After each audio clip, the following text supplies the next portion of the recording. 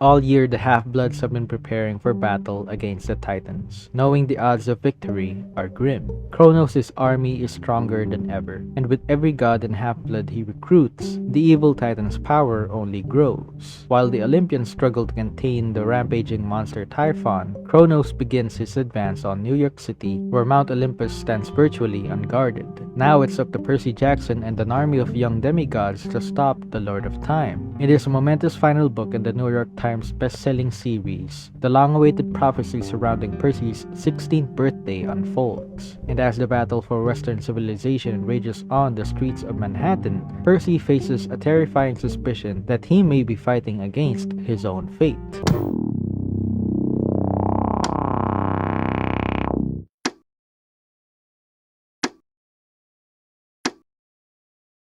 Do I even have to say an introduction for this one? This isn't a spoiler-free book review, so if you haven't read it yet, I highly recommend that you do. Or if you don't care about spoilers, you still wouldn't really appreciate my book review because I don't take the time to summarize things for you. That's your job as a reader to know what the book is about. So read this book first and get back to me. Done? Okay, let's get on with this thing. Chapter 1. I Go Cruising with Explosives. Right off the bat, this is quite an action-packed first chapter. This book has 23 chapters, dude. That's 3 more chapters than the usual 20 chapters like in books 2 to 4. The Lightning Thief had 22 chapters, but that was only because of the slow transition that needed to happen in the beginning, when Percy's life went from relatively normal to a Greek mythological insanity. Anyway, Rachel kisses Percy and Beckendorf dies. That's pretty much all the important stuff that happens in this chapter. Percy fights a giant crab, Kronos is in Luke's body, and Ethan Nakamura is a pathetic piece of shit. Overall, this is a great first chapter. We're already in the thick of it, and there's 22 more chapters to go.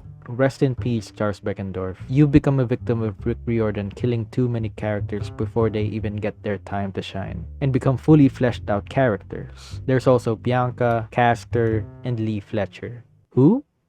Exactly. Chapter 2. I Meet Some Fishy Relatives. Percy meets his father under the sea, as well as his wife and other son. Awkward. And to think that Poseidon called Percy his favorite son in the last book, and he literally has a son with his immortal wife. I guess Triton's just that boring, huh? Nothing much to discuss in this chapter. It feels more like a prologue. The first chapter felt like when Captain America infiltrated the ship in the beginning of Winter Soldier, and the second chapter feels like it was meant for you to take a breather for a bit.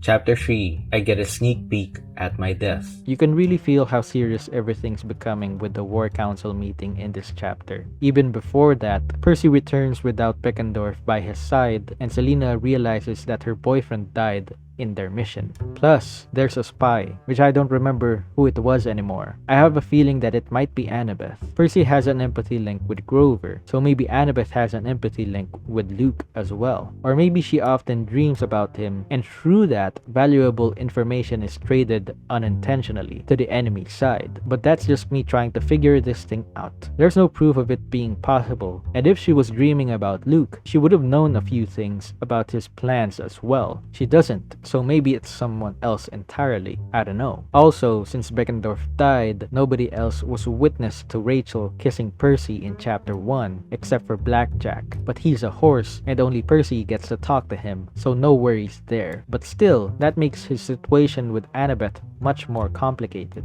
She's gonna find out eventually, but then again, they're not exactly official either. But also, she did kiss Percy first, and now Percy's kissed 2 girls so far in this series. I'm getting too invested in this love triangle again. Or love rectangle? Since Annabeth still likes Luke, even though he's now Kronos. Help me. Chapter 4. We Burn a Metal Shroud. A lot to unpack in this chapter. Rachel's beginning to see visions and depicting them through her art. This is because she's gonna be the next Oracle, which is cool, but something's been bothering me about her character. I don't really like that Rachel's turned out to be the daughter of a rich and famous person. It feels like such a stereotypical and lazy way to explain her background. If this was a regular fiction story, Rachel's a free-spirited activist who's also probably vegan with all those energy bars on the floor of her bedroom. She likes painting and goes to charity events. This is stereotypical rebel rich girl vibes that I didn't really see in her when we first saw her in the Titan's Curse. I honestly thought that she was just this normal class girl who just happened to come across Percy in the dam. But I think as the series progressed, maybe she built such a large number of fans that Riordan was forced to come up with a much more interesting backstory for her in this 5th book. It was cool when she was just really good with seeing through the mist and helping Percy out in the labyrinth because mortals knew how to access it. But her becoming an oracle just comes off as, oh, the readers love her and want more of her, so how do I incorporate her more into the story? Got it. Let's make her an oracle. And I don't know, I really liked Rachel Elizabeth Dare's character and her role in Percy's life up until this point. Now, it feels like fan service. Like I'm being spoon-fed more of her when I want to also get a taste of all of the other available variants. But I can't do anything about that because there's been 10 plus more books after this one, so it's too late to complain. I'm just gonna have to learn to accept this. Another thing I want to point out in this chapter, and the overall first-person perspective from Percy, is that we can definitely feel how older he's gotten through the years. He's a 15-year-old now, going 16 in a few days, and so his perspective and priorities are changing. He mentions more about seeing Annabeth in a different facet, like she's more beautiful somehow, even without her trying. I mean, I believe it, but I also have to remind myself that this is typical teenage mental behavior at play here. I remember thinking like this when I was at this age and phase of my life. Yeah, I don't know what to follow up from this particular subject. It's weird now that I'm 26 and reading from the perspective of a teenager. The age gap is definitely noticeable now, but it's not really totally ruining my experience in reading this. If I was still 15 years old reading this book, I'd just be eating this all up like it was nothing. Now, I'm like feeling some kind of weird nostalgia for it or something. Like it takes me back, but I also remember a lot of cringe moments from that phase of my life. So I'm torn between liking it and not liking it. Maybe I should just focus on the mythology stuff from now on. Chapter 5. I drive my dog into a tree. This chapter is badly titled again, but we've already covered that multiple times. Remember when I said that this is Percy's perspective and that we get to see what he observes the most? Try to read the part with Juniper and Nico's interaction again. Notice anything? See, it's the lack of what Percy notices that kind of gives away that he has no idea what's going on in Nico's head at that particular moment. To the regular reader, this might seem that Nico's shy around Juniper, and he is, but for a completely different reason. That's all I'm gonna say about that.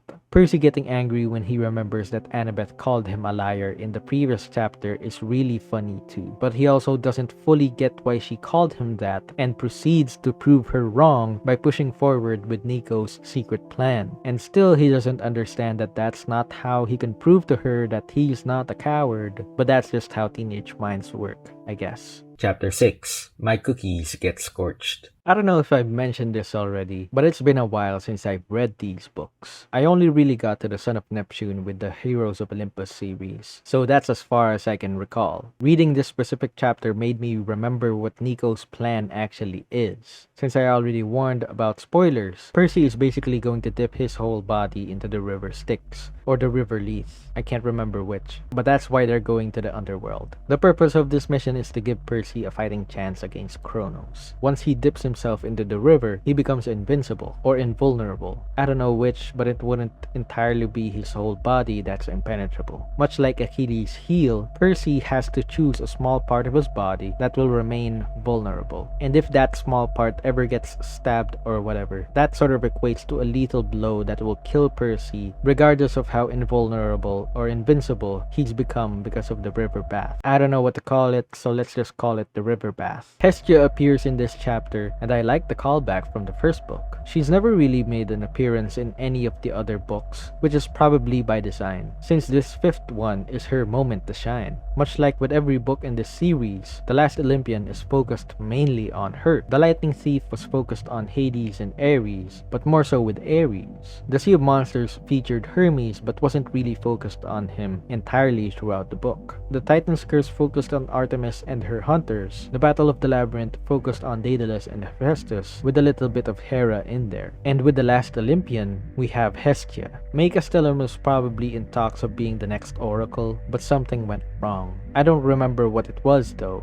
So, Chapter 7. My math teacher gives me a lift. this entire chapter just made me want to replay Hades again. Persephone is in this chapter, as well as Demeter and even Alecto, which was one of the Furies in the video game. Zagreus doesn't exist though, but Nico, yeah, Nico's fine I guess. You know what I've come to realize though? I know that I said in my book review for Battle of the Labyrinth that I didn't quite get why Nico's suddenly really good with his powers. Now, reading The Last Olympian, I kind of get it now. We have to remember that Nico doesn't get to learn about his powers in the traditional sense, or I guess in terms of the academic learning that Camp Half-Blood provides to the demigods living there. Nico learns about his powers in the streets. He's got street smarts, dude. There's nobody to tell him the limits of what he can achieve or the kind of powers he should focus on learning more and practicing more. He's kind of on his own since the beginning, and I guess he went the Naruto path of training hard while his peers were learning at a relatively slow pace. I know that's probably not the case, but I'm gonna make that my headcanon from now on. And the cool thing about it is that Hades doesn't even regard Nico as a powerful demigod, and they're father and son. He prefers Bianca over him, which is kind of messed up, but I think mentally that'll push Nico to train even harder than he already does. Not necessarily to gain his father's approval, but to prove it to himself that he can do these things on his own. I can't believe I'm starting to like Nico D'Angelo. Plus, Grover was low-key kinda cool in this chapter. He's basically been exiled from camp, and so he's been on his own, and that kind of makes his character a little bit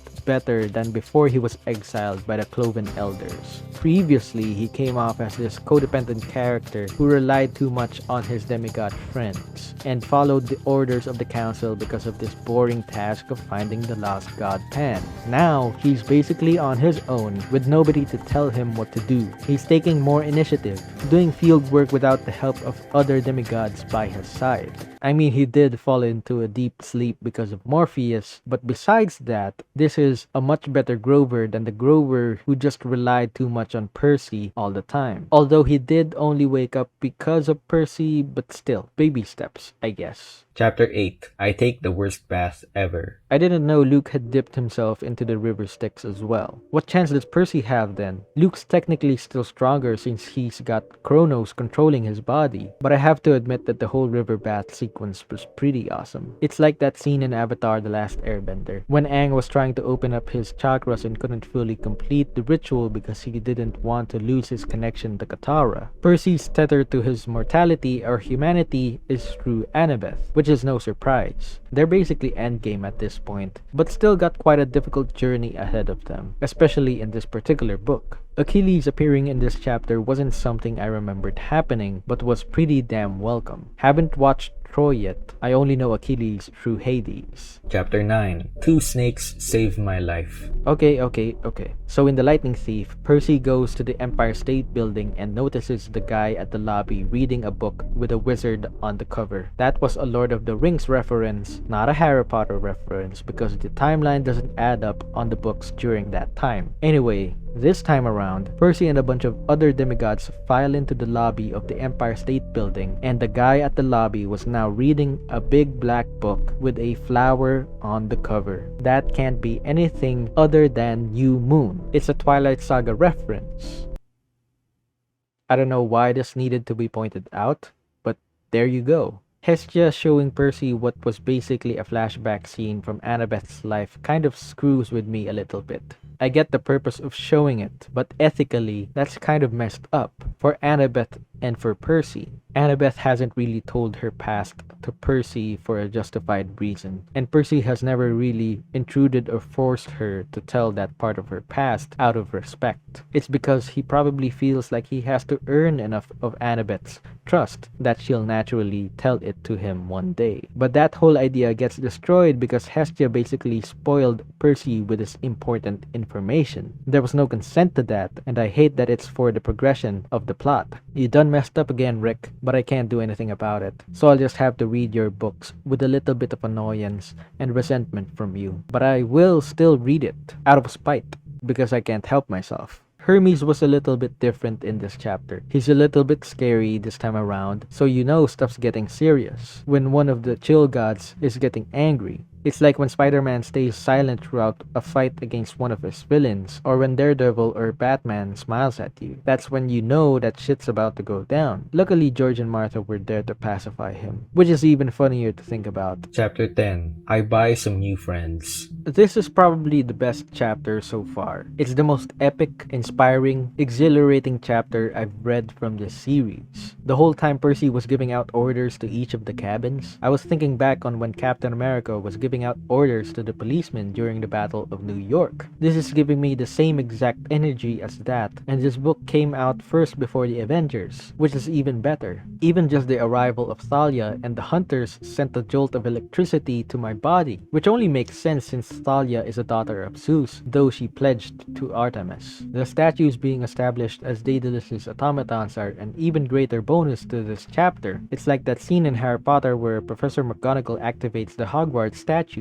It's like Night at the Museum too. It's absolutely incredible, and all of this is just happening inside of my head. That's the power of storytelling, guys. What else is there to talk about in this chapter? The Stoll brothers constantly wanting to loot the entire city was really funny. Argus should have stayed for the fight, because what in the world even is he? He's been around since the first book, but he's always just the chauffeur or some guy watching over in the infirmary. What else does he do besides stare at you with his many eyes or guard the camp? Give him his moment to shine, Rick. Chapter 11. We break a bridge. Another great action-packed chapter. This is just part 2 of the ongoing Titan War in Manhattan. Percy fights the Minotaur once again, and there was no competition. With the help of his newfound invulnerability caused by the river Styx, Percy goes on the aggressive with the monster army, reducing their numbers. But it didn't feel like they were doing any damage on the army because Kronos' group arrives and they go head-to-head. Annabeth gets badly injured, and Michael Yu disappears. He probably died at the end of this chapter. Rest in peace. Chapter 12. Rachel makes a bad deal. This chapter was plot heavy, so I'm gonna do my best to remember key details of what happened. Annabeth's fine. She'll live. I still have this strange feeling that she's the spy this whole time, especially with the reveal that Luke visited her before the Battle of the Labyrinth. Maybe they unintentionally created an empathy link to each other back then. I don't know. Maybe I'm wrong, and I hope that I am. But it would be interesting to see things play out that way. My mind would be blown away for sure. Nico's backstory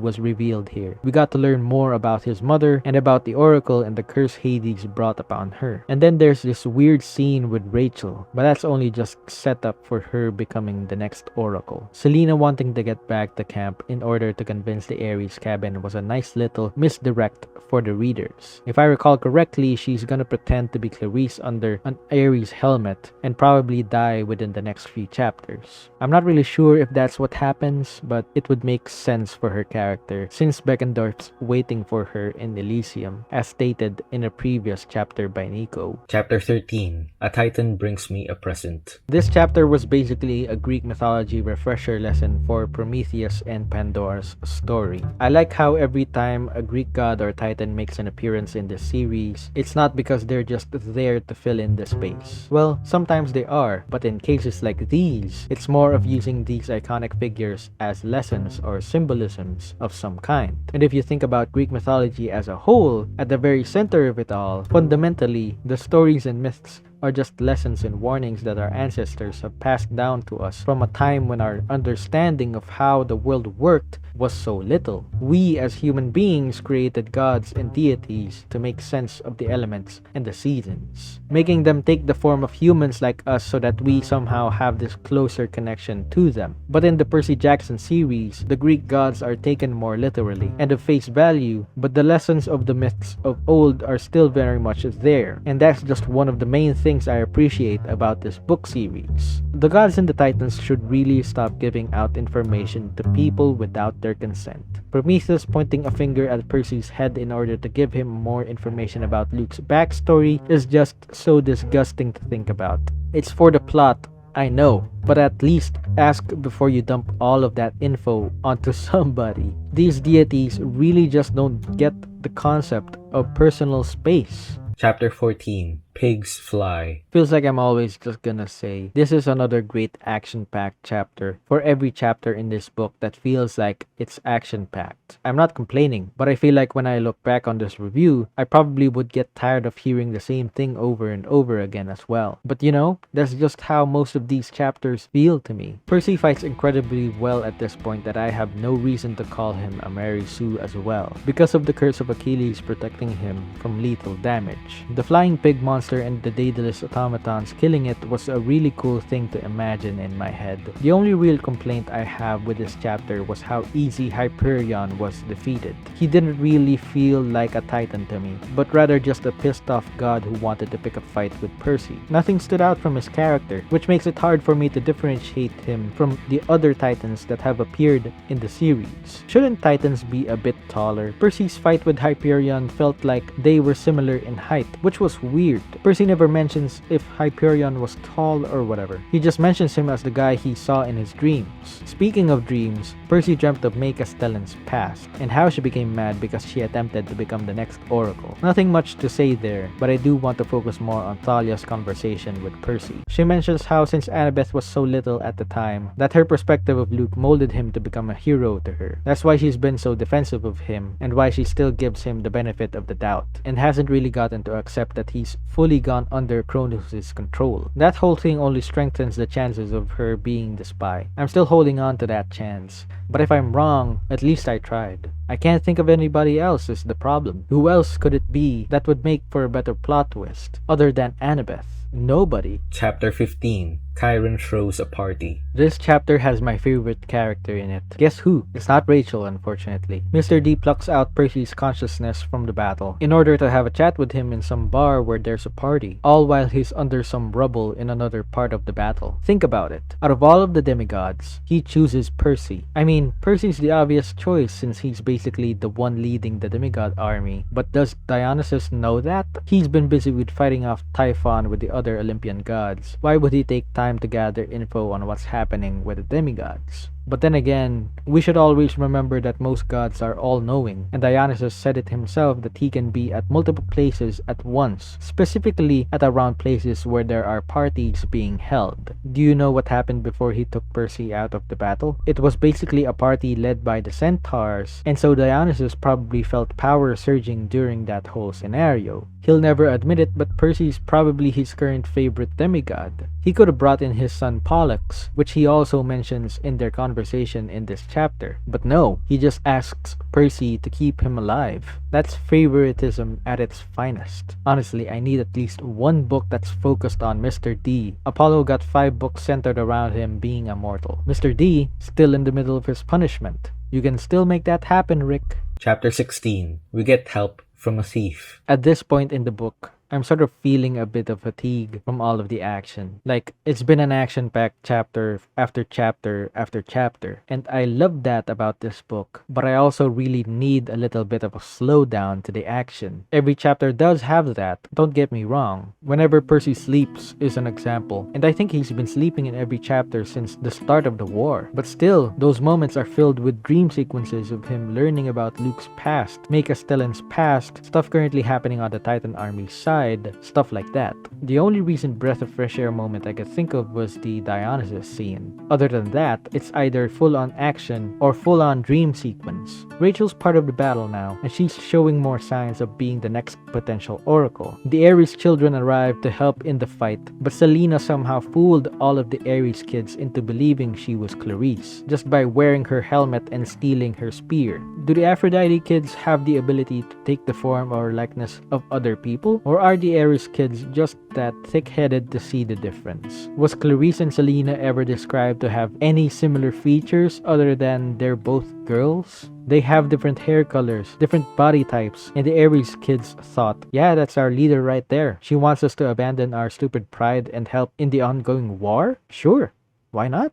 I guess that makes sense. I'm just gonna have to believe that Selena was able to charm the entire Ares cabin, regardless of if they were male or female. I'm pretty sure Aphrodite has the ability to do that with both genders. Chapter 17. I sit on the hot seat. Okay, so Annabeth wasn't the spy. I was wrong. It was Selena Beauregard. But I still believe that Annabeth being the spy would have been a great plot twist. It would have made more sense that Annabeth was secretly the spy because we already knew that she liked Luke, still likes Luke despite him doing all of the things he's done so far, and still hopes he's alive inside of his own body after Kronos took control of it. And it doesn't have to be intentional. She would have probably been a sleeper agent, not in the sense that she gets activated whenever specific words get spoken to her, but in the sense that when she sleeps, she dreams of Luke, and Luke gains info from her dreams against her will. That would have made sense since in prior books, it was established that when a hero dreams when they're in a certain place and people in reality are there, they can feel your astral presence. Nico could sense that Percy was there whenever Percy dreamt of him. Kelly the Impulsive from the Battle of the Labyrinth had the ability to sense when someone was eavesdropping whenever Percy was dreaming of himself among them in the dream. Luke should have picked up on that when Kelly got destroyed and learned how to access heroes' dreams the other way around.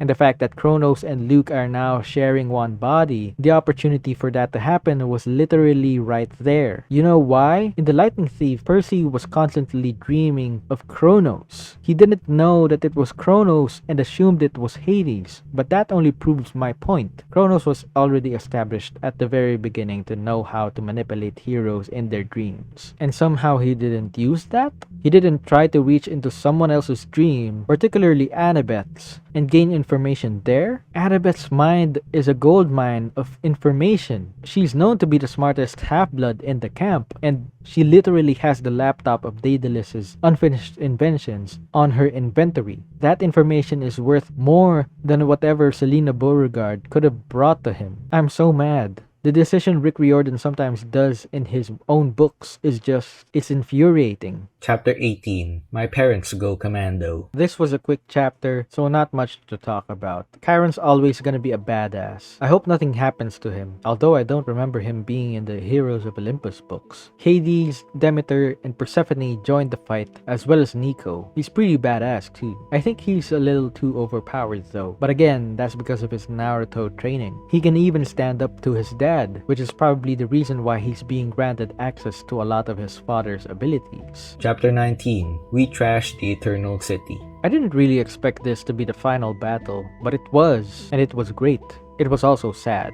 Luke managed to take control of himself again at the end and defeated Kronos, but killing him in the process. Ethan also tried to stop Kronos in his last breath, but didn't manage to do so. The effort still counts though. He was a good person both in quality and in character. The epic battle between Typhon and the gods was amazing as well. It was hard to visualize in my mind, what with all the things happening all at once, but those kinds of grand scale action sequences tend to be so for me. This is basically the penultimate ending to this entire first series, which is pretty wild to think about. I don't really know if I actually like how it all ended in the way that it did. Luke suddenly gaining control of his body again was kind of a Deus Ex Machina situation, and it causes Percy's heroism to be outshined by this last-minute redemption arc. How I would have done it is probably to have Percy remember a key detail in Luke's fighting techniques from way back when they were still training together. Like he'd remember a certain weak spot to Luke's defense when he fights. Not every fighter is a perfect fighter, you know. You'll always see patterns and you'll recognize them more when you know more about the person behind the fighter. And to have that final duel between Luke and Percy would mirror the final duel they had at the very end of the first book, where Percy fails because Luke was just way more experienced than he was at that point in the story.